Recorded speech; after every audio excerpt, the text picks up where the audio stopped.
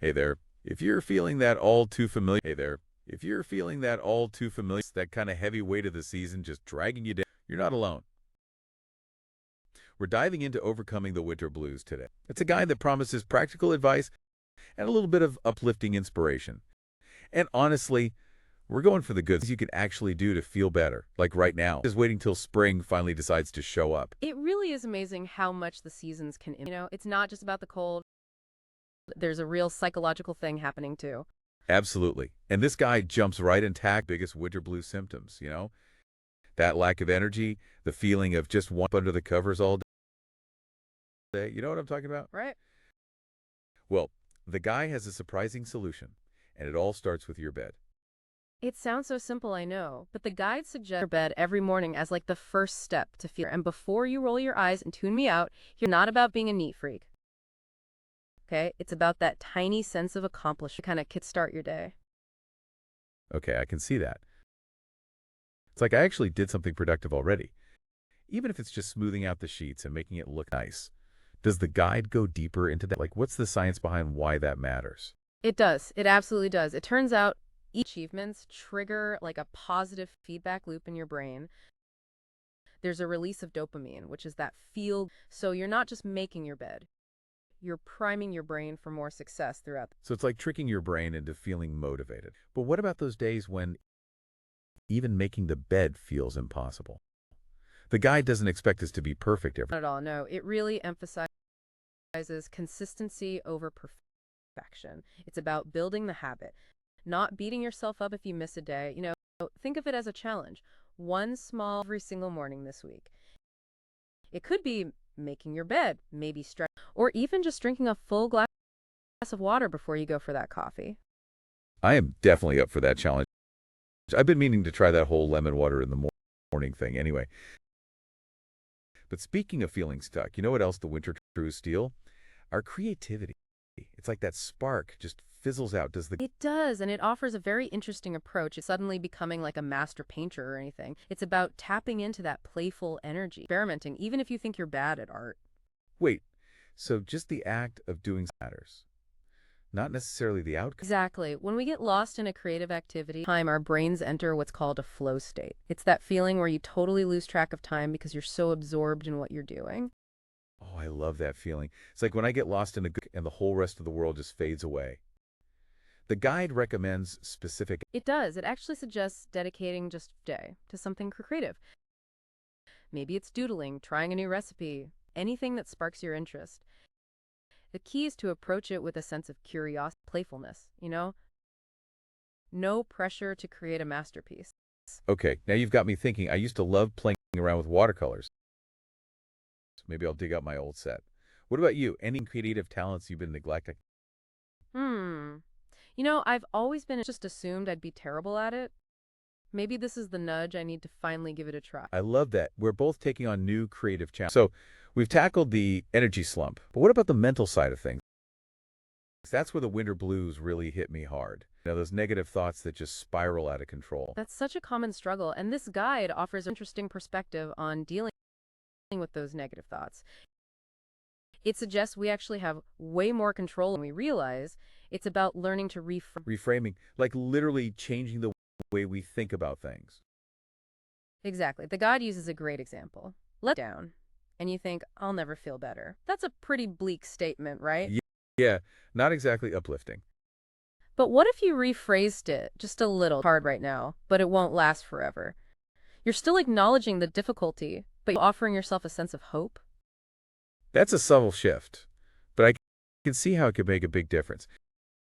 Does the guide connect this to any, like, proofs? Because honestly, sometimes when ingrained, it's hard to even know where to start.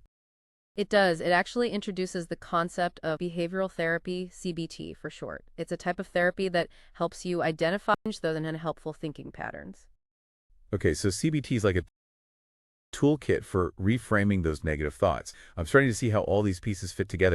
It's like we're building a strategy to combat the winter blues on multiple fronts. Exactly. It's about addressing physical, the mental, and the emotional aspect. And speaking of physical well-being, that's something we all need to pay attention to, especially winter months, food and movement. Oh, here comes the lecture about eating kale and running marathons in the snow. Just kidding. But seriously, what does the guide recommend? Because I'm all about realistic advice, not those dresses that are impossible to keep up with. You're in luck. The guide emphasizes small, not extreme makeovers. It starts with aiming for at least one meal a day that includes fresh produce. Okay, one meal I can handle that. What about because let's be real, the last thing I want to do when it's freezing outside is go for a run. I hear ya. The guide is surprisingly gentle. It suggests aiming for just 10 minutes of movement, and that could be anything from stretching to living room to just taking a brisk walk around the block. Wait, so even just 10 minutes can make a difference. Tell me more about the science behind that, because I'm always a little skeptical of those quick fix claims. I'll break it down for you. First, there's a really strong connection between your gut health and your mental well-being. So even incorporating more fruits and veggies into one can have a positive impact. Okay, that makes sense. We've all heard about that gut-brain connection. But what about the movement part? Well, even gentle movement releases natural mood boosters. So it's like a little dose of happy chemicals for your brain. So it's not about becoming a gym rat. It's about finding ways to move your body that are actually sustainable. I like that. Exactly. It's about finding what works for you and part of your routine. Small, consistent steps, Okay, I'm convinced. Small steps, big impact. So far, this guide is full of practical, but we've covered a lot of ground already. Should we take a pause here and come back for more? Let's do that. We've explored some really valuable for boosting your energy, tapping into your reframing those negative thoughts, and even to your physical health. But there's more to uncover in this guide. We'll be back soon with part 2, where we'll dive into overcoming the winter blues. Welcome back. So far, we've been tackling the blues, head-on practical tips for finding that creative spark again. But this guide goes deeper, and I'm kind of intrigued by this next part. It's all about how our thoughts shape our reality when we're feeling down. Yeah, it's so easy to get stuck in those negative thoughts, especially when it's dark and gloomy outside. The guide calls it winter mind, and it's like our brain, the same old gray sweaters on repeat. Okay, I am totally feeling that winter mind vibe, but the guy suggests that we can actually train our minds to think differently. That sounds almost too good to be true. It might sound surprising, but there's real science behind it. It's not about ignoring the tough stuff. It's about learning to shift our focus. Even if it's just a little bit, think of it like building a mental muscle. The more you use it, the stronger it gets. So it's like a workout for our brains. I can get behind that. But how do we actually do that? Where do we even begin? The guide says the first step is awareness. It's about paying attention to those thoughts that are just whirling around in our heads, almost like becoming a curious observer of our own minds. So instead of just letting those thoughts run wild, we're actually noticing them. What does the guide call that thought? Exactly. And once we're aware of those thoughts, to ask ourselves some really important questions. Like, are these thoughts actually true? Are they helpful? Or are they just old tapes playing on stories we keep telling ourselves? Yeah, I've never thought about it that way. It's like those thoughts become so familiar as facts, even if they're not really helping us at all. That's the tricky part. But the guide suggests that once we identify those unhelpful thoughts, we can start to them and then replace them with more positive and empowering ones. Okay, easier said than done, right? Because those negative thought patterns could feel so ingrained, like they're hardwired into our brain. It definitely takes practice. The guide emphasizes we're creating new neural pathways, new habits. It's not going to happen overnight, but with can actually rewire our thinking. I'm starting to see how this all ties together. It's like all those small steps we talked about earlier, wins, they're not just about making the bed or eat, they're about training our minds to think differently. Exactly. It's about building that mental resilience, those inner resources that help us weather storms, whether it's a literal winter storm, negative thinking that can kind of hit us anytime. This is starting to make so much sense. So how do we actually put this into practice? Does the guide offer any, specific techniques for reframing those thoughts? It does. One technique it suggests is, I know affirmations can get a bad rap. Sometimes they sound a little cheesy or too good to be true. But stick with me on this. Okay, I'm listening. Affirmations are those positives we repeat to ourselves, right? Like, I am strong or I can do this. Exactly. And while it might feel a little awkward at first, repeating those positive statements can actually shift us and create new associations in our brains. It's like we're planting these seeds of positivity. Wait, so just saying those words out loud can actually make a difference.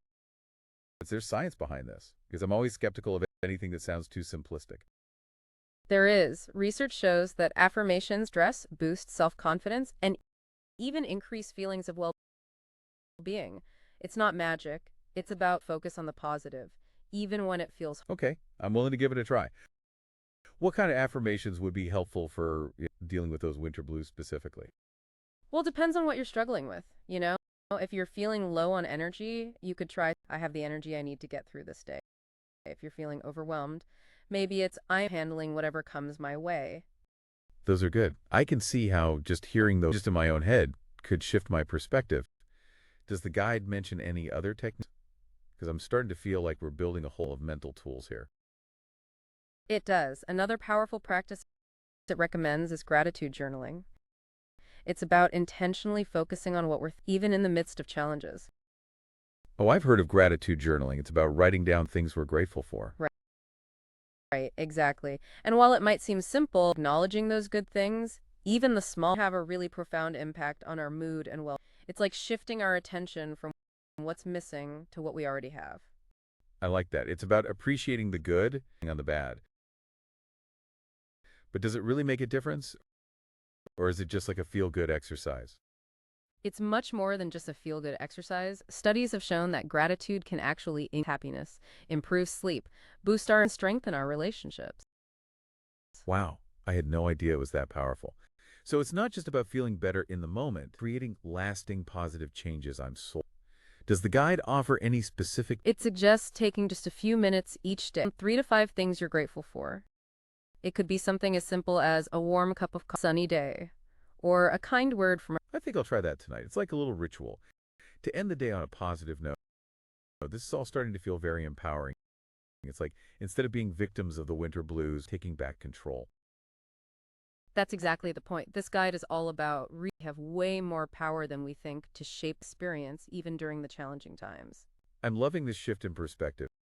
It's not about denying the difficulties. It's about finding ways to navigate them and even, dare I say, a little. You got it. It's about finding those glimmers of light, moments of gratitude and beauty, even when the world outside feels gray. We've covered so much ground already, from reframing our thoughts to cultivating gratitude. Should we take another pause here and come back for the final part of this deep dive? Let's do that. We've explored some really powerful strategies for taking control of our thoughts and emotions, but there's more to uncover in this guide.